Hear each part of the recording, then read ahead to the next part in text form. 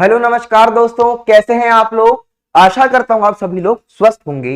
जैसे कि हम लोगों ने अपने पिछले क्लासेस के अंदर लेटीट्यूड, लॉन्गिट्यूड, टाइम जोन्स के बारे में पढ़ा और हमने बेसिक अपनी ज्योग्राफी का सिलेबस वगैरह सब देखा था। अब सिलेबस में आपके सामने एक बहुत इंपॉर्टेंट टॉपिक था सोलर सिस्टम का, उसके ओरिजिन का। अब सोलर सिस्टम का ओरिजिन होने के लिए ब्रह्मांड का ओरिजिन होना आवश्यक है। तो आज की क्लास जो है हमारी दोस्तों कॉस्मोलॉजी के बारे में है। आज हम लोग ब्रह्मांड के बारे में पढ़ेंगे, किस तरीके से हमारा यूनिवर्स बना, उसकी क्या क्या थ्योरीज दी गई हैं। एक चीज मैं आपको यहाँ पे फिर से मार्क कर देता हूं, जब मैं बोलता हूं किस तरीके से हमारा यूनिवर्स बना, मैं आपको चेस का गेम बताया था ना पहले क्लास के अंदर कि यहाँ पे सबसे पहले क्या हुआ, गेम देखा किसी व्यक्ति ने, उसने अपनी बुद्धि के अनुसार रीजन दिया कि इसका ये होगा, ये गारंटीड नहीं है कि यही हुआ है। अभी तक क्या हुआ, जैसे मान लो लोगों ने अपनी एनालिसिस करी, अब सबके दिमाग में क्वेश्चन है कि चीज क्यों हो रही है, यूनिवर्स कैसे बना, उसकी एग्जिस्टेंस क्यों है। तो अभी तक जितने भी साइंटिस्ट लोग रहे हैं उन्होंने क्या करा, अपनी एनालिसिस, अपनी स्टडी के हिसाब से यहाँ पे थ्योरीज दी। मैं आपको बताऊंगा उनके पास रिजल्ट कैसे आया। ऐसा नहीं कि सो के उठे और बोल दिए कि यूनिवर्स ऐसे बना था, इसके पीछे कारण है। उन्होंने कुछ ऐसी ऑब्जर्वेशंस देखी, उन ऑब्जर्वेशंस को देख के बताया यूनिवर्स किस तरीके से बना, उसकी एग्जिस्टेंस किस तरीके से आई और आज का यूनिवर्स किस तरीके से बिहेव कर रहा है। इन सभी पैटर्न्स को देख के वो बताते हैं। हम कहते हैं ना, एक अपनी तरफ कहावत है कि पूत के पांव पालने में दिख जाते हैं। मतलब एक कहावत है कि अगर आप इनिशियल बिहेवियर से देख के बता सकते हैं कि आगे किस तरीके का होगा, और प्रेजेंट बिहेवियर को देख के बता सकते हैं उसकी परवरिश किस तरीके की होगी, उसका बैकग्राउंड किस तरीके का होगा। लोगों का अभी का रहन सहन जो होता है वो उसका पूरा पास्ट बैकग्राउंड बता देता है। मैं जानता हूं एक्सेप्शन हो सकते हैं केस में, मगर 80 से 90% केस में हम कर सकते हैं। आप किसी की बिहेवियर से बता सकते हो किस तरीके का व्यक्ति होगा। इसी तरीके से आज का प्रेजेंट सिनेरियो देख के ये बताने की कोशिश करी गई है कि यूनिवर्स किस तरीके से बना होगा, क्योंकि आज से बिलियंस ऑफ ईयर पहले किसी ने भी यूनिवर्स को ओरिजिन होते हुए नहीं देखा है। लोगों ने यहाँ पे ऑब्जर्वेशंस करी, उसकी एनालिसिस करी और उसके हिसाब से आपको बताऊंगा क्या क्या कंक्लूजन्स निकाले और बताया गया कि इन तरीकों से यूनिवर्स बना है। मैं आपको यहाँ पे एक और पॉइंट बता दूं, ये जितनी भी चीजें हैं यहाँ पे वाइडली एक्सेप्टेड हैं। फ्यूचर में ऑटोमेटिकली बात है, जैसे जैसे ऑब्जर्वेशन बढ़ेंगी चेंज आता रहेगा। मैं आपको शुरुआत से बताया था कि ज्योग्राफी एक ऐसा डोमेन है जो अभी खुद बहुत हद तक एक्सप्लोर नहीं हुआ है। जो एक्सप्लोर नहीं हुआ है उसमें आपको खुद पता है कि बहुत सारी चीजें जानने को हैं, पर इसमें जो जो चीज हम जान चुके हैं हम उनको एक्सप्लोर करेंगे। और हो सकता है आप ही में से कोई ऐसा व्यक्ति हो जिसका फ्यूचर में इसमें इंटरेस्ट बने और हो सकता है अपने काम के साथ आगे बढ़ जाए। आपको पता होगा जो एल्बर्ट आइंस्टाइन थे वो भी एक क्लर्क थे और क्लर्क होने के बाद उतने बड़े रूप में साइंटिस्ट बने। हो सकता है सीरियल की जॉब ले सी की जॉब, अगर आपका इंटरेस्ट बने सब्जेक्ट में, साथ साथ शौक के लिए पढ़ सकते हैं, जान सकते हैं कि कोई चीज क्यों बनी थी, कैसे बनी थी। मेरा यहाँ पे मेन मोटिव ये है कि आपको मैं हर चीज में, हर टॉपिक के मैं एक इंट्रोडक्शन दूं, आपका हल्का सा मीन उसके अंदर वाय डाल के चला जाऊं कि आपके दिमाग में एक सोचने की क्षमता विकसित हो जाए, कि आप अपने आप से सवाल पूछना शुरू कर दें कि ये हो रहा है तो क्यों हो रहा है। क्योंकि दोस्तों अगर आप क्यों का जवाब ढूंढना शुरू करेंगे ना तो आपके सारी की सारी चीजें ऑटोमेटिकली कवर होती जाएंगी। दोस्तों आपको बताता हूं यूनिवर्स का हम डेफिनेशन देख सकते हैं। आप जानते हैं यूनिवर्स है क्या, हमारे अगल बगल जो भी चीज है ना, जितना भी चीज है सब मिलाकर जो चीज बनेगी वो यूनिवर्स है। आपका स्पेस हो गया, मैटर हो गया, स्पेस और मैटर को मिलाकर जो चीज बनी वो क्या है, यूनिवर्स है। एनर्जी जो भी चीज है ना हमारे आसपास, अर्थ हो गया, मार्स हो गया, सन हो गया, दूसरी गैलेक्सीज हो गई, गैलेक्सीज की गैलेक्सीज हो गई, जो भी सब कुछ है सब कुछ यूनिवर्स है। यूनिवर्स के अलावा कुछ भी नहीं है। या तो आप ये समझ ले, अगर कहते हैं ना या तो कुछ है या फिर नथिंग है, या समथिंग या नथिंग, समथिंग प्लस नथिंग अगर आप मिला देंगे तो आपका यूनिवर्स हो गया। अगर आप ऐसा समझ लीजिए, अगर मैं बोलूँ एक ये क्षेत्र का नाम मान लीजिए ए ले लीजिए और इसके अलावा ए डैश ले लीजिए, पूरा पूरा दुनिया का जो भी चीज है ए डैश है, तो ए प्लस ए डैश का जो पूरा क्षेत्र होगा वो आपका यूनिवर्स कहला जाएगा। मतलब क्या, ए और ए डैश मिला के सब कुछ हो गया ना, क्योंकि ए और ए नहीं है, इसका मतलब क्या, तो सब कुछ है। तो यूनिवर्स का मतलब क्या, जो भी चीजें हैं दुनिया में वो सब कुछ मिला के जो चीज पॉसिबल है वो सभी चीज मिला के दोस्तों क्या कहलाएगी, वो यूनिवर्स कहलाएगी। आप जानते हैं जितने भी प्लैनेट्स, गैलेक्सीज, सब कुछ आएगा यूनिवर्स के अंदर। यहां देख लेते हैं, the limitless expense of space planetary system, stars, galaxies etcetera, it has 100 to 400 billion galaxies with each galaxy contains 100 to 400 billion stars. इसे आप कर लीजिएगा ठीक दोस्तों, ये बिलियंस है, हिंदी में भी यहां पे ठीक कर लीजिएगा।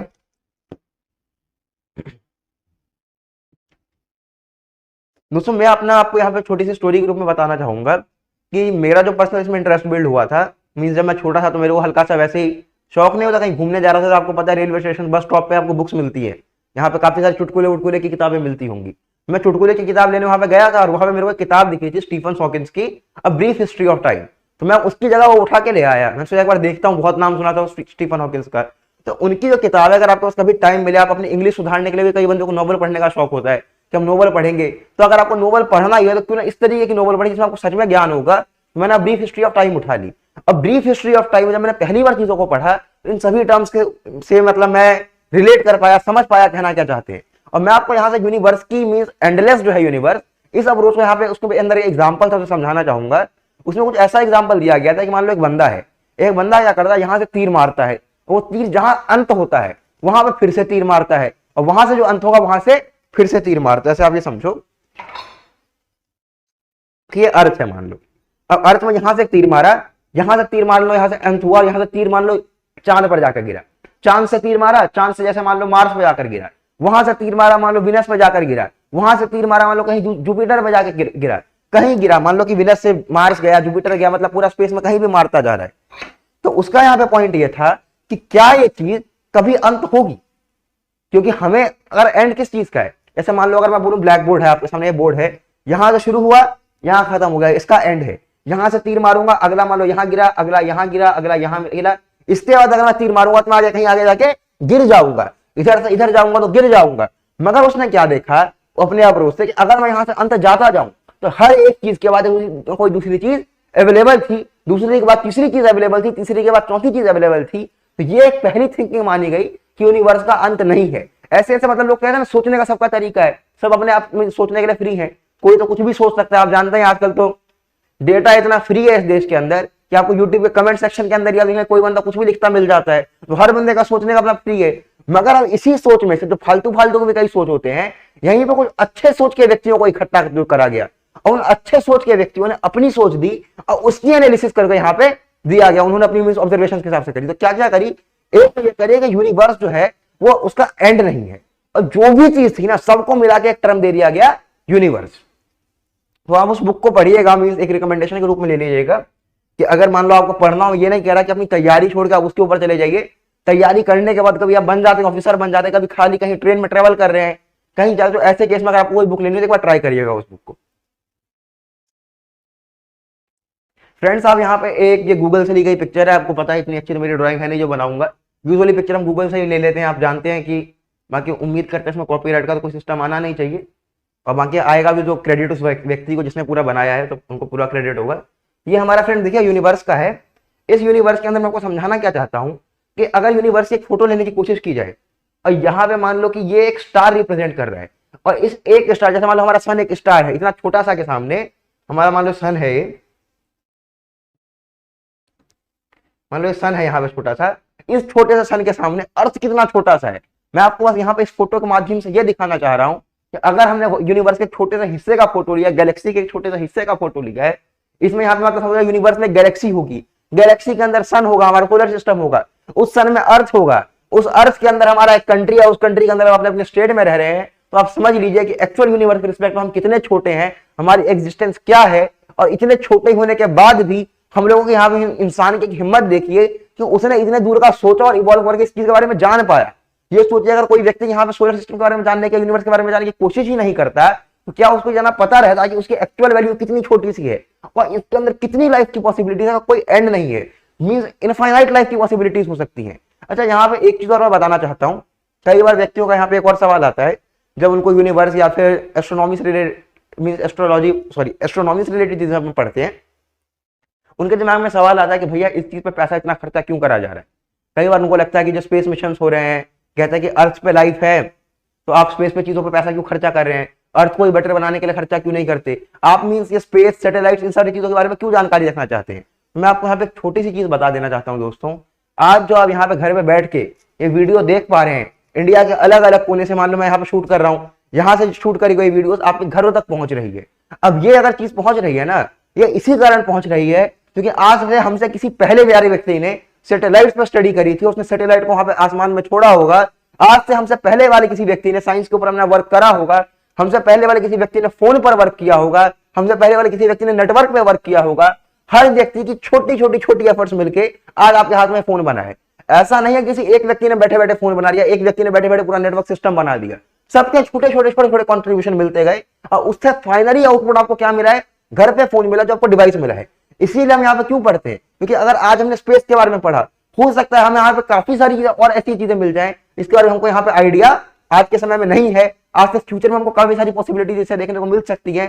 सैटेलाइट का एग्जांपल आप जानते हैं, आपका वेदर हो गया, मैच हो गया, घर बैठे आप इंडिया से ऑस्ट्रेलिया का मैच लाइव देख सकते हैं। अभी वर्ल्ड कप आप लोग देख ही रहे होंगे, कैसे देख सकते हैं? इसी से देख सकते हैं, सैटेलाइट से। तो इसलिए आप समझ रहे होंगे कि स्पेस का जानना, सैटेलाइट्स के बारे में जानना कितना आवश्यक है, और स्पेस का फ्यूचर के अंदर आपको कितने सारे इंप्लीकेशन देखने को मिलेंगे रियल लाइफ में। मींस आने वाले समय में आज से 15 साल 20 साल में आपको खुद पता चलेगा जिस तरीके से चीजों में ग्रोथ आ रही है, काफी सारी चीजें भी एक्सप्लोर करने के लिए रुकी हुई है।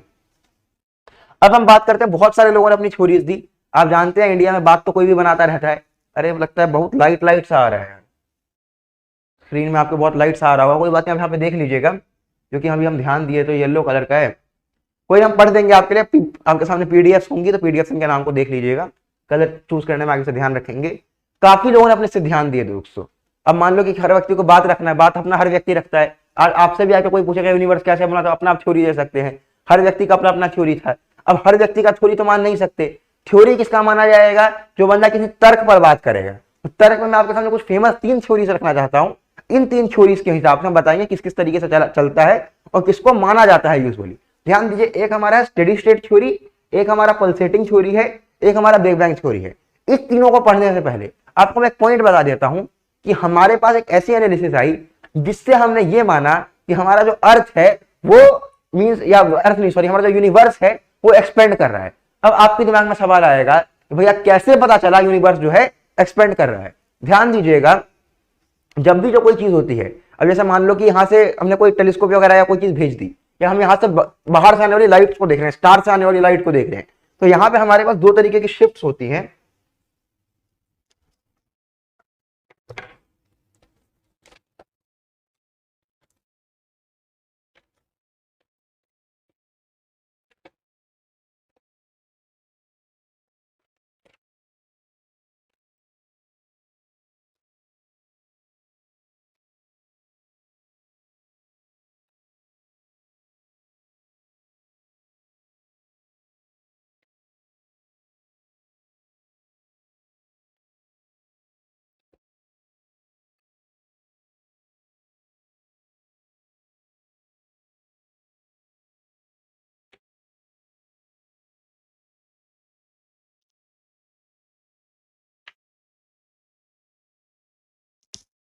हेलो दोस्तों, वापस आ गए। यहाँ पे कुछ काम आ गया था, 1 सेकंड बस।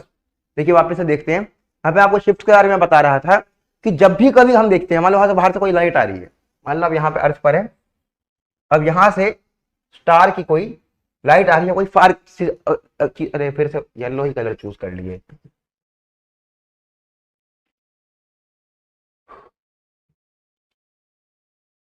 ध्यान दीजिएगा, ये मान लीजिए आपका अर्थ है और यहां से कोई लाइट आ रही है, तो तुम्हारे पास 3 तरीके की शिफ्ट है।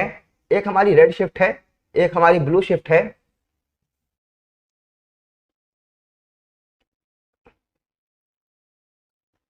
और एक हमारी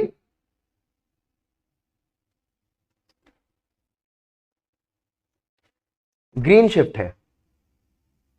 अब ध्यान दीजिए, ब्लू शिफ्ट का मतलब पता क्या है? अगर आप लोगों ने पढ़ा होगा अपने फिजिक्स के अंदर भी, जब भी कोई लाइट आपके तरफ आ रही होती है, आपका कोई ऑब्जेक्ट है, मतलब यहाँ पे कोई ऑब्जेक्ट है, अगर ये ऑब्जेक्ट आपके तरफ आ रहा है तो ये ब्लू शिफ्ट दिखाएगा वेवलेंथ के अंदर, और अगर कोई ऑब्जेक्ट आपसे दूर जा रहा है तो वो रेड शिफ्ट दिखाएगा अपने अंदर। ध्यान दीजिएगा, ब्लू शिफ्ट मतलब जब आपकी कोई तरफ आ रहा है, रेड शिफ्ट कब? जब वो आपसे दूर जा रहा है, और ग्रीन शिफ्ट मतलब क्या? वो कांस्टेंट, अपनी चेंज नहीं कर रहा है। तो यहां पर क्या देखा गया? यूनिवर्स के जितनी भी दूर के ऑब्जेक्ट्स थे वो सब के सब रेड शिफ्ट को फॉलो कर रहे थे। यानी वो सभी के सभी रेड शिफ्ट फॉलो करने का मतलब क्या? वो अपनी जगह से दूर जा रहे हैं, एक्सपेंड कर रहे हैं। तो इस चीज को मद्देनजर रखते हुए क्या क्या थ्योरीज दी गई? पहली हमारी थ्योरी क्या दी गई दोस्तों? Steady state theory. Steady state theory के अंदर मतलब क्या था? उन्होंने ये कहा कि ओवरऑल साइज और मास जो है यूनिवर्स का वो कांस्टेंट है, और इसके साथ साथ एक बहुत बड़ा और इंपॉर्टेंट पॉइंट क्या दिया दोस्तों कि अब यहां पे जिस स्पेस से नई नई चीजें बन रही हैं, उसी स्पेस से बाकी सारी चीजें ऑब्जर्वेबल यूनिवर्स से हट रही हैं, खत्म हो रही हैं। कहने का मतलब क्या? जैसे मान लो इतना क्षेत्र हमारा ऑब्जर्वेबल यूनिवर्स का है, अब इसके अंदर नई नई चीजें बन रही हैं, प्रोड्यूस हो रही हैं, जैसे जैसे चीजें प्रोड्यूस हुई हैं, जितने मींस रेट से नई चीज प्रोड्यूस होगी उतने ही रेट से बाकी चीजें हमारी ऑब्जर्वेबल यूनिवर्स से बाहर चली जाएंगी। तो मैं उम्मीद करता हूं आपको पॉइंट समझ आया, और अब एक बार रीड कर लेते हैं स्टेडी स्टेट थ्योरी क्या कहता है? The overall size and mass of the universe remains constant any point of time. Universe has no beginning and no end but is always expanding, creating new galaxies and at the same rate other becomes unobservable. मुझे लगता है आपको समझ आ गया होगा, normal सी चीज थी. अगला आता है दोस्तों हमारा पल्सेटिंग थ्योरी. पल्सेटिंग थ्योरी का मतलब क्या है, ध्यान दीजिएगा. अब मैं आपको बताया कि हमें यहाँ पे चीज एक्सपेंड करती हुई नजर आई. अब यहाँ पे दूसरे व्यक्ति ने क्या अपना सोच दिया, यहाँ पे आपका नाम लिख रखा है, किसने कौन से साइंटिस्ट ने किया दिया था, मैं कंसेप्ट समझा देता हूँ. पल्सेटिंग थ्योरी यहाँ पे काम क्या था, मतलब उसने बताया, उसने कहा अभी तो एक्सपेंड कर रहा है, अब तुमको क्या पता कि आज से कितने साल पहले क्या हुआ नहीं हुआ, और किसी को पता है क्या? हम तो प्रेजेंट का देख रहे हैं. प्रेजेंट का आज के हिसाब से मैं कैसे बता दूं कि सदैव एक्सपेंड ही कर रहा था? इसका कोई प्रूफ है सदैव एक्सपेंड होने का? इसने क्या कहा कि अगर सदैव एक्सपेंड करा तो बहुत बड़ा हो गया होता. इसने लॉजिक क्या दिया, हमको अभी ये बड़ा होता हुआ दिख रहा है, पर एक्चुअली पता क्या है, ये बड़ा हो रहा है फिर छोटा हो रहा है, फिर बड़ा हो रहा है फिर छोटा हो रहा है. इनसे पूछा गया भाई क्यों ऐसा हो रहा है, रीजन दो. आपने जो अपना इस पर लॉजिकल रीजनिंग दिया, इसका कारण क्या है? उन्होंने क्या कहा, जब यानी वो एक्सप्लोजन हुआ, जब आपको बताऊंगा बिग बैंग थ्योरी में एक्सप्लोजन का कंसेप्ट, जब एक्सप्लोजन हुआ तो चीज फैली. अब फैलने के बाद क्या हुआ, जब धीरे धीरे फैल रही थी तो इनका ग्रेविटेशनल पुल क्या करा, इसको वापस खींच लिया. फिर एक्सप्लोजन हुआ, फिर फैला, और फिर ग्रेविटेशनल पुल क्या करा, खींच दिया. तो आप एग्जांपल समझ सकते हैं, यहां से एक्सप्लोजन हुआ, बड़ा होता गया, और फिर ग्रेविटेशनल पुल क्या करा इनको, मतलब पुश जो उनको खींचने वाला था, ग्रेविटेशनल पुल इनको वापस अंदर की ओर खींच लिया. तो इसी हिसाब से बढ़ता घटता चलता है. छोटा हुआ फिर बड़ा हो गया यूनिवर्स, फिर छोटा हो गया फिर बड़ा हो गया, ऐसा इसका साइज जो है बदलता जा रहा है, और वापस मतलब बड़ा छोटा हो रहा है. अभी का जो फेज है वो हमको बड़ा होने वाला फेज दिख रहा है. अब ये चीज यहाँ पे बंदों ने छोड़ी थी. अब उसके बाद एक और थ्योरी पढ़ेंगे, और उसके बाद जितने बुद्धिजीवी थे उन्होंने हम बिग बैंग थ्योरी को माना, इन दोनों थ्योरीज को उन्होंने रिजेक्ट कर दिया. अब इसको भी देख लेते हैं, एक बार पढ़ लेते हैं.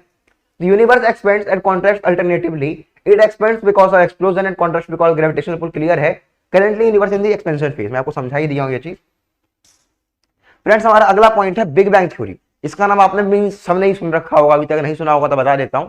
बिग बैंग थ्योरी क्या कहता है, ये कहता है कि आज से 13.7 बिलियन ईयर्स अगो, आज से 13.7 बिलियन ईयर अगो क्या हुआ. अब इसको आप ऐसे समझिए कि बहुत ही डेंस, यानी पूरे यूनिवर्स का मास, अभी समझिए हमारे पास अर्थ है. अगर मैं किसी व्यक्ति को बोलता हूं कि भाई एक काम करो, जो जिम में अगर कोई जाता होगा कि 100 किलो की रॉड उठाओ, उसको 100 किलो की रॉड कितनी भारी लगती होगी. ऐसे ऐसे मान लो कितनी रॉड हमारी एक मींस जिम के अंदर है, वैसे हमारा पूरा अर्थ है. अर्थ के बाद इतने सारे प्लेनेट हैं, इतने सारे प्लेनेट के बाद सन है, बहुत सारे स्टार्स हैं, उन स्टार्स के बाद गैलेक्सीज हैं, और बहुत सारी गैलेक्सी से मिलकर यूनिवर्स बना है. इन सभी का मास एक बहुत ही छोटे से पॉइंट पर केंद्रित था. अब आप समझ सकते हैं उस केंद्र का कितना ज्यादा वजन होगा, समझ नहीं सकते क्योंकि बहुत ज्यादा है, हम भी नहीं समझ सकते उसका अंश कितना होगा. आप ये समझिए कि हम इमेजिन नहीं कर सकते उस नंबर को कि उसका कितना ज्यादा वेट रहा होगा, कितना ज्यादा वजन रहा होगा, कितना डेंस रहा हुआ होगा. वो जो डेंसिटी थी, यानी इतनी डेंस वाली चीज जो थी, वहां पे क्या हुआ, एक्सप्लोजन हुआ. जब आप यहाँ पे एनर्जी मास रिलेशन पढ़ेंगे तो काफी जगह आपको थ्योरीज मिलेंगी कि एनर्जी से मास बना, मास से एनर्जी मींस बदली जा सकती है, बराबर mc² वाली इक्वेशन देखेंगे.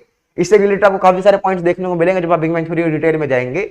तब तक आप ये समझिए जितनी भी चीजें थी ना, सब कुछ, सबका सब, प्लेनेट, दुनिया, उसके बाद आपका यूनिवर्स की सारी चीजें, सब कुछ एक जगह पर केंद्रित थी, और वो बहुत ही ज्यादा डेंस होगा, बहुत ही कॉम्पैक्ट था, और सिंगुलैरिटी को जो था 13.7 बिलियन ईयर्स पहले के बाद कही गई. उसके बाद क्या हुआ, उसके अंदर हुआ एक्सप्लोजन, वो फटा. अब आप ये सोचिए, ये छोटा सा जो हम सूतली बम लेते हैं, ऊनी बम या आलू बम जिसे आप कहते हैं, जो ग्रीन कलर का दिवाली में होता है ना, जो आप उसे जलाते हैं, वो छोटा सा चीज फटने पर इतना बड़ा धमाका करता है. तो जिसके पास इतनी ताकत है, जब ये फटेगा तो कितना धमाका करेगा. साइंटिस्ट ने कहा कि उसका इतना बड़ा धमाका था कि 13.7 बिलियन ईयर्स हो जाने के बाद भी वो फैलता जा रहा है. अगर आप मान लो कभी आलू बम के ऊपर क्या करना कि मिट्टी उट्टी डाल के, बचपन में हम लोग करते थे, यहाँ पे हम लोग मिट्टी लिए, आलू बम को मिट्टी के अंदर डाल दी और उसमें आग लगा देते, शरारती बच्चों में से थे. अब क्या हुआ, जब आलू बम फटता था पूरा मिट्टी ऐसे उड़ जाता था. तो ऐसे केस में क्या होता था, हम ये देखते थे उसके प्रेशर से बाकी की सारी चीजें जब साइड में उड़ती है, चिछड़ों के रूप में उड़ता है, मिट्टी वगैरह उड़ता है.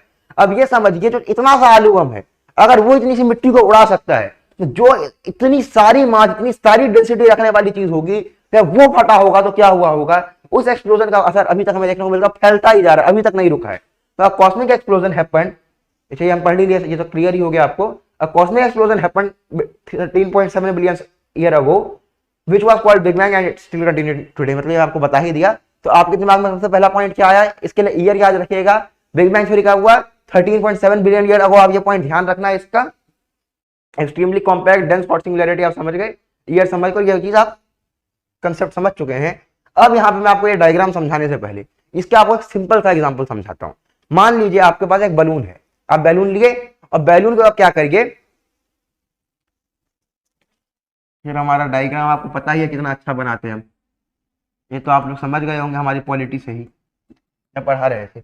मान लो आपने बैलून लिया, अब बैलून पे आपने एक नाम दे दिया ए, एक नाम दे दिया बी, 2 पॉइंट्स दे दिए और इस बैलून को फुलाए, यहां से अपना जोर से ऐसे करके फूक मारे। अब इस फूक मारने से, अरे भाई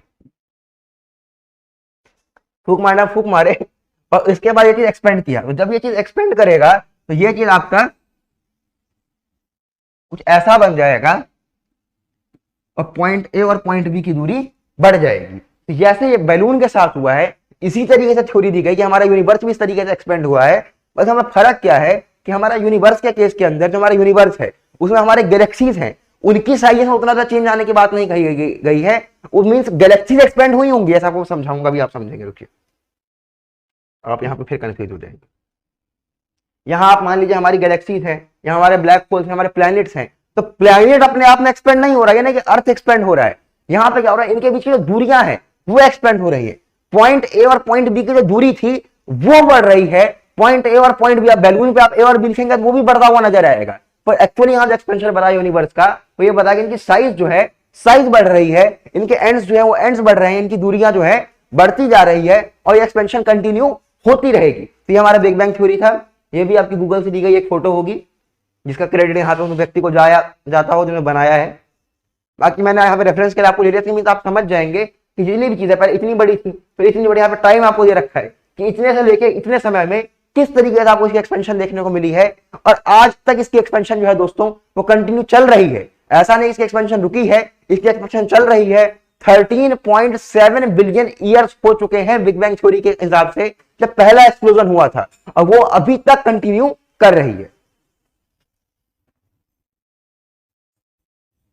दोस्तों वहां पे आप स्टार की बात करते हैं तो आप स्टार के बारे में जानते हैं जिसको आप सिंपल भाषा में तारा कहते हैं, जो आपको आसमान में दिख रहा होगा। इसमें आपको बहुत सारी चीजें दिखेंगी। मैंने यहाँ पे आपके लिए स्पेशली यानी बहुत टॉपिक में से एक रेड जायंट का कंसेप्ट ले लिखा है। आप यहाँ पे इसको ऐसे समझिए, पहले आप एक नेबुला का कंसेप्ट समझ लीजिए। देखिए दोस्तों नेबुला क्या है, नेबुला जो है आपका वो क्लाउड है गैस का, डस्ट पार्टिकल का। यूजुअली आपका हाइड्रोजन हीलियम ये सब हो गया ना, इसका क्लाउड है गैस का। अब ये लोग क्या करते हैं, आपका गैस वगैरह है ये यहाँ पे मींस गोल गोल गोल गोल घूमता रहता है, और इनके घूमने से क्या होगा, ये इनका एक कोर बन जाएगा। यहाँ पे ध्यान दीजिए, बहुत सारे गैस जो हैं एक जगह पर रहेंगे और ये गोल गोल गोल गोल घूमते हैं। तो आपको यहाँ पे नेबुला का समझाने का मेन कारण ये था, जब आप नेबुला का कंसेप्ट समझेंगे तो आप ये समझेंगे कोई चीज बन किस तरीके से रही है। तो शुरुआत किसी भी चीज के बनने की, प्लैनेट्स के बनने की या फिर हम कहें स्टार्स के बनने की, उनका एक मेन कंसेप्ट क्या है। ऐसा तो नहीं है ना कि रातों रात यहाँ पे किसी बंदे ने मिट्टी की तरह ठोक ठोक के उसको प्लैनेट बनाया है।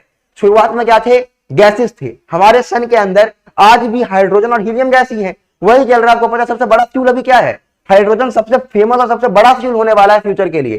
क्यों, क्योंकि हाइड्रोजन जो आप देखेंगे ना, आपने न्यूक्लियर और जो आपने रिएक्शंस के बारे में देखा होगा, हाइड्रोजन बहुत ही ज्यादा एनर्जी प्रोड्यूस करता है। हमारा सन का जो सोलर एनर्जी है वो क्या है, हाइड्रोजन ही है। हाइड्रोजन रिएक्ट करके हीलियम में कन्वर्ट हो रहा है। अब रेड जाइंट जो है वो एक स्टार का एक सिचुएशन है। कौन सा सिचुएशन है, जिसके अंदर जो हाइड्रोजन होता है वो समाप्ति की ओर जाने लगता है। अब आप इसको ऐसे समझिए कि बिल्कुल नया नया जवान कोई तारा आया है, मतलब जन्म लिया है। और जब तारा जन्म लेता है उसमें हाइड्रोजन की फुल सप्लाई रहती है। अब हाइड्रोजन आपस में रिएक्ट करता है न्यूक्लियर रिएक्शन से, और हाइड्रोजन मिलके हीलियम बनाता है। और इस प्रोसेस में बहुत सारी एनर्जी रिलीज होती है। वही एनर्जी का रूप है कि आपको तारा चमकता हुआ दिखता है। तारा के पास लाइट कहां से है, इसी एनर्जी की लाइट है। बहुत सारा हाइड्रोजन है। अब स्टार का वो कंडीशन जिसके अंदर जो हाइड्रोजन है उसकी सप्लाई जो है वो खत्म होने की ओर रहती है, तो आपको बिल्कुल लाल दिखेगा। और इसलिए मैंने आपको रेड जायंट का पॉइंट बताया कि कई बार एग्जाम में रेड जायंट के रिलेटेड मैंने एक दो क्वेश्चन देख लिए थे, तो मुझे लगा ये चीज आपको बता देना चाहिए कि रेड जायंट के अंदर सिस्टम क्या है कि हाइड्रोजन की सप्लाई जो है बहुत कम होने लगती है। बाकी इसके एक बार रीड कर लेते हैं। When the supply of hydrogen runs out, the core of the star contracts and simultaneously the outer shell expands, increasing the size of star, which is called a red giant. मुझे लगता है आपको point clear हो गया होगा। आप photo देख ही सकते हैं। नेबुला का आपको बता रहा था, उसको भी यहाँ पे देख लेते हैं साथ साथ। giant cloud of gas and dust particles comprising of hydrogen, the gaseous particles are pulled together by gravity and the gaseous cloud starts to spin. मैं आपको बता रहा किसी भी चीज को शुरुआत जो है यहाँ पे प्लैनेट्स वगैरह ये आप पढ़ेंगे तो आपको नेबुला का एक बहुत इंपॉर्टेंट पॉइंट दिखेगा जब भी आप इनकी डिटेल में जाएंगे, इसके ऊपर डिटेलेशन में जाएंगे। अभी आप क्या याद रखेंगे, नेबुला है क्या, नेबुला गैस का क्लाउड है जिसके अंदर हाइड्रोजन यूजुअली पाया जाता है। आपको पता है यूनिवर्स के अंदर हाइड्रोजन बहुत मात्रा में, मतलब जहां पे भी यहाँ पे डस्ट पार्टिकल्स गैस है, यहाँ पर कमी है ना। अगर यूनिवर्स में उसकी कमी नहीं है, आपके जितने सन्स हैं, स्टार्स हैं, उसमें हाइड्रोजन की बहुत प्रचुर मात्रा है। यहाँ पे इसने क्या बताया, हाइड्रोजन होकर गैस पार्टिकल्स मूव करते हैं, इसका एक कोर बन जाता है और उस कोर में ग्रेविटी के कारण सबको बांध के रखता है, उनको यहां से अलग अलग छटने नहीं देता, हटने नहीं देता। ये आप फोटो देख सकते हैं, देखिए कितना प्यारा लगता है नेबुला का, गैस का क्लाउड है। अब हमारा अगला पॉइंट आता है दोस्तों गैलेक्सी का। गैलेक्सी क्या है, तो देखिए आप गैलेक्सी जानते हैं, आपने आकाशगंगा का नाम सुन रखा होगा, देखते होंगे।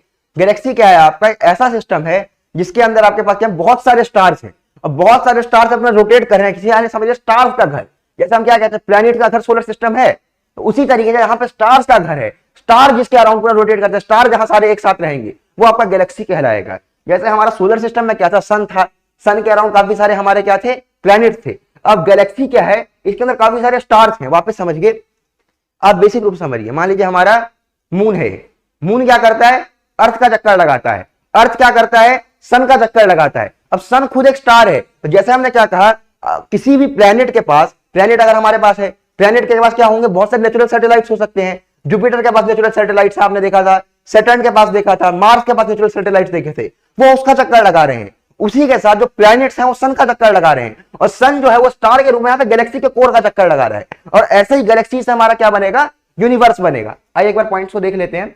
The sprawling system of gas, dust and stars held together by gravity is called Galaxy. ये आपके सामने क्लियर ही है। And all Galaxy contains a supermassive black hole at its centre.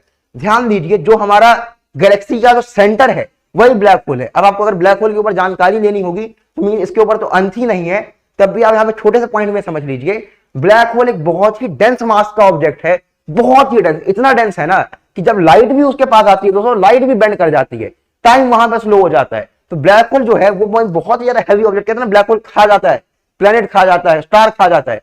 क्यों खा जाता है, कोई मान लो बहुत डेंस ऑब्जेक्ट है।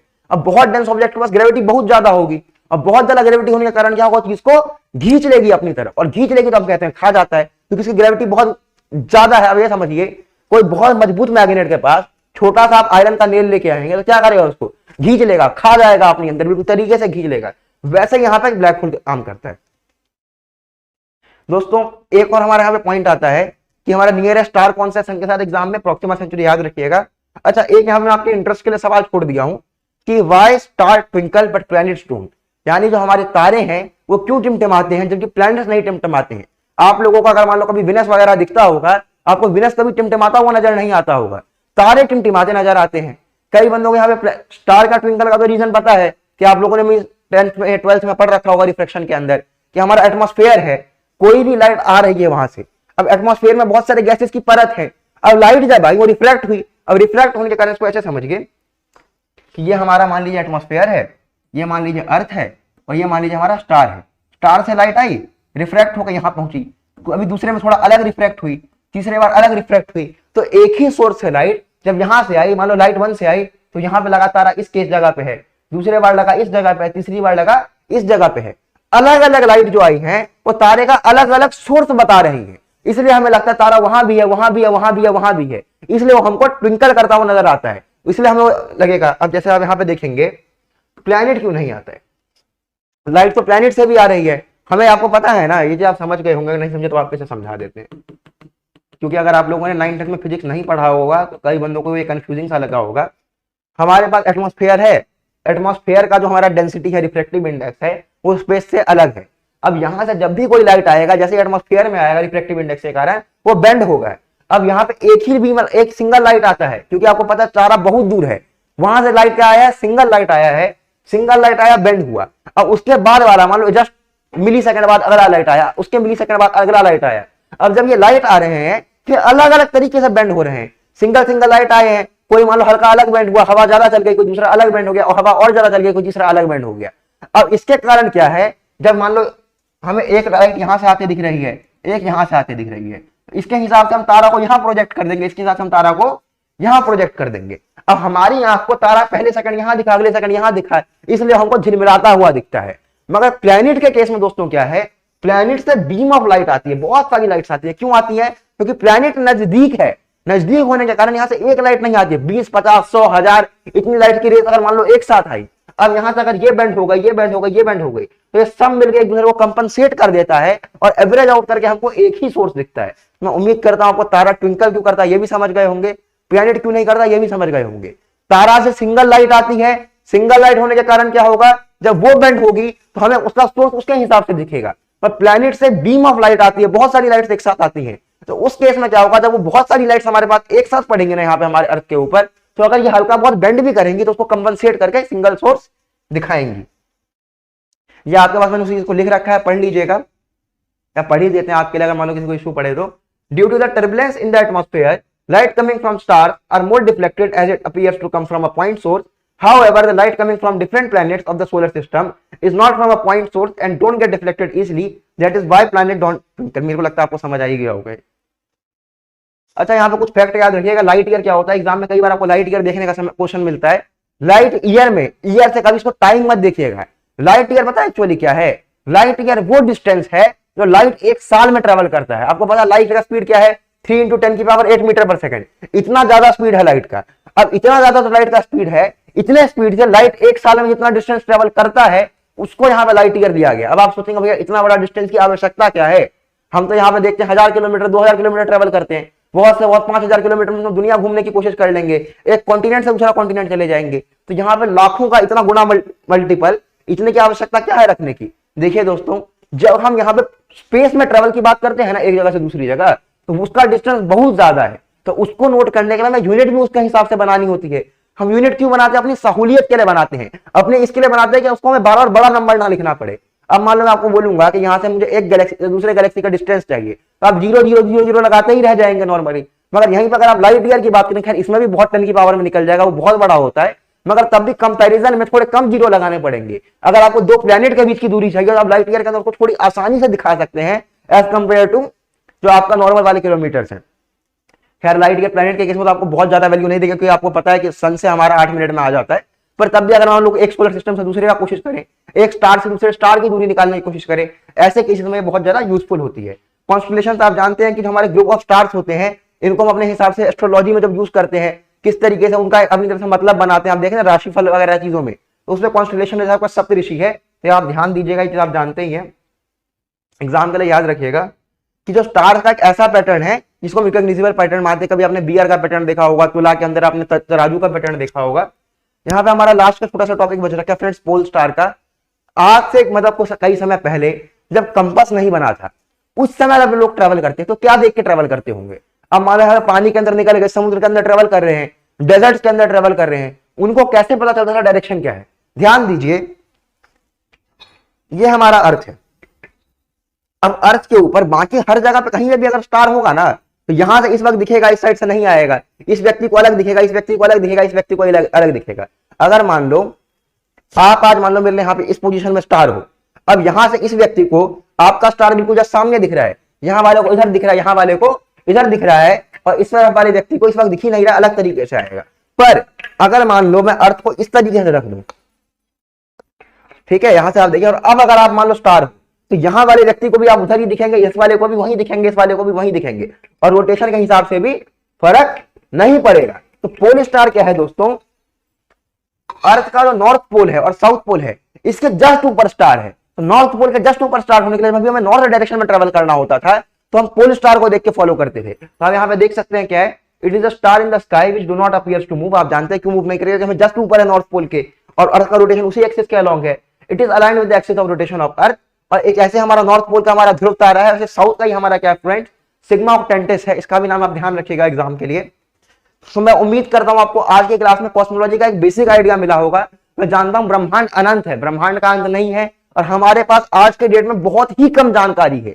ये समझ लिए, इतनी एनालिसिस होने के बाद भी बहुत ही मिनिमम जानकारी हमारे पास है। पर उस मिनिमम जानकारी के अंदर से जो जो आपके एग्जाम्स के ओरिएंटेड थे और जो जो आपके कंसेप्ट के लिए जरूरी थे, उन सभी को मैंने आपके सामने रखा है। मैं उम्मीद करता हूं कि आपको चीजें समझ आई होंगी, आपका इंटरेस्ट बिल्ड हुआ होगा, और आपसे मिलते हैं जल्द ही अगली क्लास में। धन्यवाद और शुभ दिन।